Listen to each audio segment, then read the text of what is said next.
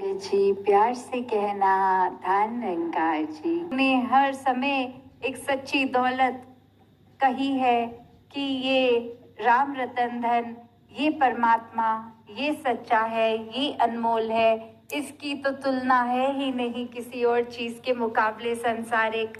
तो जब इसके साथ अपने जीवन का एक मोल डाल दिया, इससे एकमिक हो गए, तो जीते जी वो मौत मुबारक मौत है कि जब हमारा अस्तित्व ही खो गया तो वहीं एक हर चीज भी जीवन से चली गई।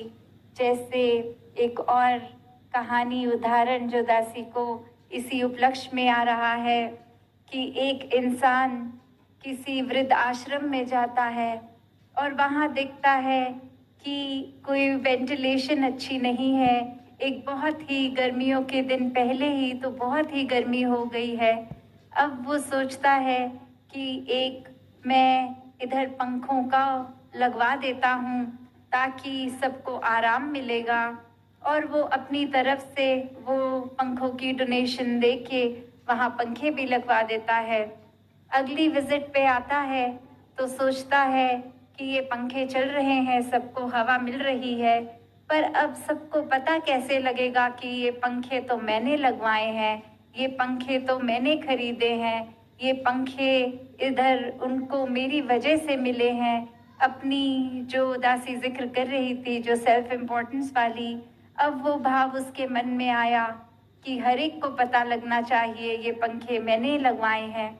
वो उन पंखों पे फिर जो जैसे पंखे का आकार वो 3 एक लंबाई में उस गोलदारे से कनेक्टेड, वहाँ अपना नाम पेंट से लिखवा देता है। और अब वो बहुत खुश कि हर एक को पता चलेगा कि मैंने क्या करा है, एक इतना अच्छा एक फैसिलिटी वाइज कन्वीनियंस दे दी है सबको। और फिर जब वो अगली विजिट में आया, अब वो पंखे पहले की तरह चल रहे हैं, उसका नाम भी लिखा है। फिर वो देखता है कि वो स्पीड ही, वो रोटेशन इतनी फास्ट कि नाम तो पढ़ा ही नहीं जा रहा, किसी को एक रीड नहीं कर पा रहे हैं क्या लिखा है। फिर वो क्या करता है कि स्विच से पंखे बंद कर देता है और फिर गर्मी वैसे की वैसे ही, पर वो बहुत खुश कि अब कोई भी मुड़ के ऊपर छत की ओर देखेगा कि गर्मी लग रही है तो बस मेरा ही मेरा नाम पड़ेगा, और तो उसको कुछ एक राहत तो नहीं मिलेगी क्योंकि पंखे बंद हैं, पर इतना तो पता चल जाएगा कि ये राहत के लिए पंखों का इंतजाम मैंने कराया। तो कैसे आज इंसान की अवस्था एक अपने जीवन में खुद को ही इतना इम्पोर्टेंट बनाने का एक काम ठान लिया है कि हम इतने ही अच्छे हैं, हम इतना कुछ हर एक के लिए कर रहे हैं, हम तो जितने एक देते हैं, दान करते हैं, उतना और कोई नहीं करता। हम तो अपनी क्षमता से अनुसार किसी की एक मदद कर देते हैं। तो बात वही कि इसके पीछे क्या छुपा है, ये सेवा भाव नहीं, ये निष्काम नहीं, इसके पीछे उद्देश्य है, तो ये फिर दिखावा मात्र ही हुआ। ये असली मायनों में सेवा भाव का मतलब समर्पित रूप।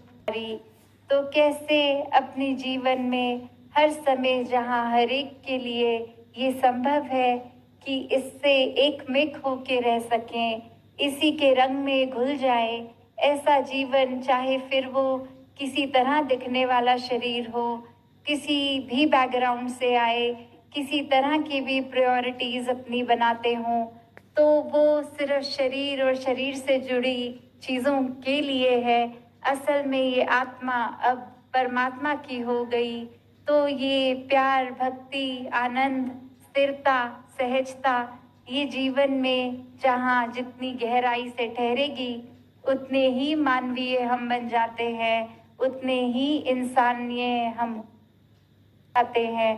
तो ले दातार हर एक पे कृपा करे। सात संगत जी, धन रंगा जी। सास संगत जी प्यार से कहना धन्यंकार जी। सास संगत जी दासी आप जी के समक्ष एक कहानी रखने जा रही है सास संगत जी। सास संगत जी कहानी का हेडिंग है जैसी करनी वैसी भरनी। सास संगत जी कृपा करना सास संगत जी। एक नगर में दो मित्र रहते थे। सास संगत जी गहरा प्रेम होने के कारण उन्हें व्यापार में भी साझेदारी कर ली।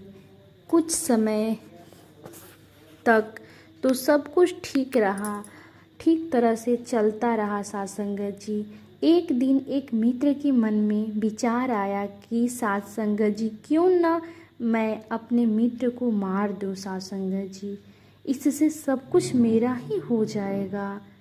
उसने धोखे से उस मित्र को मारकर उसके हिस्से का धन अपने नाम करवा लिया। सास संगत जी समय बीतता चला गया। सास संगत जी उसने अपना यह पाप छिपाए रखा। सास संगत जी कुछ समय के बाद उसके घर एक पुत्र ने जन्म लिया। सास संगत जी वह बहुत प्रसन्न हुआ, परंतु उसकी यह खुशी अधिक देर तक न रह सकी। सास संगत जी उसका पुत्र बीमार रहने लगा।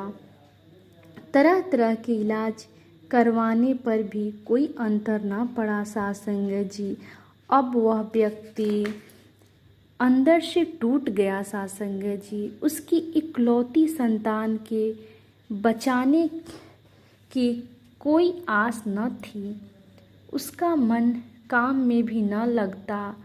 सास संगत जी उधर इलाज करवा कर उसका धन भी कम होने लगा। सास संगत जी और वह धीरे धीरे कंगाल होने लगा। सास संगत जी इकलौते पुत्र का रोग उसके पिता को भी रोग ग्रस्त करने लगा। सास संगत जी एक दिन जब उसके पुत्र का अंतिम समय पास आया सास संगत जी तो उसने अपने पिता को बुलाकर कहा, सास संगत जी अब आप पूरी तरह से कंगाल हो चुके हैं, मेरा बदला पूरा हो चुका है। सास संगत जी उस व्यक्ति ने हैरान होकर अपने पुत्र से पूछा, तुम यह क्या कह रहे हो?